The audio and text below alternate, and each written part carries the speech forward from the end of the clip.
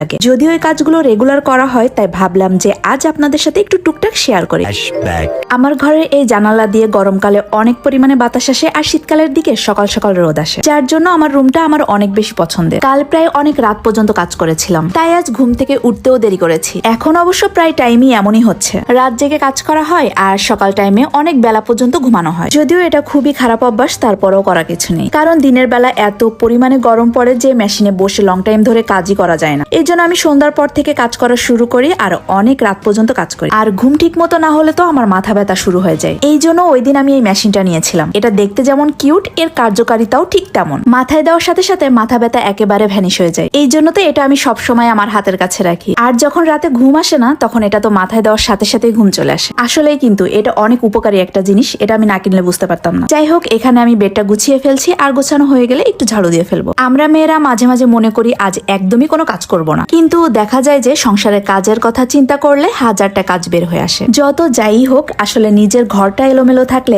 একদমই ভালো লাগে না। সারাদিন কাজ করার পর মনে হয় যে নিজের গোছানো ঘরে রাতে একটা শান্তির ঘুম দেয়। যত জায়গায় যান না কেন আর যত দামি বেডেই থাকেন না কেন, আমার তো মনে হয় যে নিজের ঘরের বেডে ঘুমানোর যে শান্তিটা, এটা আসলে কোথাও পাওয়া যায় না। কার কি মনে হয় এটা জানি না, তবে আমার পার্সোনালি মনে হয় যে আমার নিজের ঘরের মতো শান্তি আমি আসলে কোথাও পাই না। যাই হোক, আমার ঘরে কিন্তু অনেক পরিমাণে ধুলা আসে, এই জন্য মোছামুছির কাজগুলো রেগুলারই করা লাগে। একদিন না মুছলে তো পরের দিন ফার্নিচারে নাম লেখা যায়। আর এই যে আরেকটা জিনিস, এটাও কিন্তু অনেক উপকারী, বাট এটার ব্যবহার বিধি আমি এখনো ভালোভাবে জানি না। এর মধ্যে 2-3টা অপশন আছে, এগুলো ঘাড়ে, কোমরে বা পায়ে ব্যথার জন্য মাসাজ করা হয়। আর এই মেশিনের মাসাজটা কিন্তু আপনার ব্যথার একদম ভেতর অব্দি পৌঁছে যায়। এটা অবশ্য আমার লাগে না, তাই এখনো এভাবে প্যাকেট করা আছে। যদি কখনো লাগে তাহলে অবশ্যই এটা ব্যবহার করব। এর আগের ভিডিওতে এই দুইটা মেশিন আমি কত দিয়ে কিনেছি এটা জানতে চেয়েছিলেন। এটা 1090 আর ওইটা মেবি 1190 টাকা ছিল। তবে আমরা সরাসরি কেনাতে আমাদের কাছে একটু কম রেখেছিল। আচ্ছা, আবার অনেকে আমার টিভি ক্যাবিনেটের দামটাও জানতে চেয়েছিলেন। এটা আমি 4-5 বছর আগে কিনেছিলাম মাত্র